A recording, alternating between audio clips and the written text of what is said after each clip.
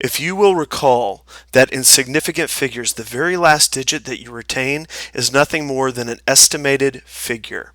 Everything else is considered precise, but there's always that 1 degree of uncertainty, and thus it's estimated. Now, in adding and subtracting values with significant figures, it's very specific rules that apply. First of all, you want to line all your decimals up. Notice in both of these, that's exactly what I've done. Technically, you could bring your decimal down. Now, add everything to the left of the decimal as you would in a normal situation. So 7 and 5 is 12, 12 and 3 is 15. Carry the 1. 2 and 2 is 4, plus 1 is 5. And then you bring down the 7. Okay, that's normal arithmetic, normal mathematical operation.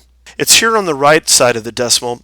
Initially, you can do everything as normal. So bring down the 1, 2 plus 2 is 4, and then 4 plus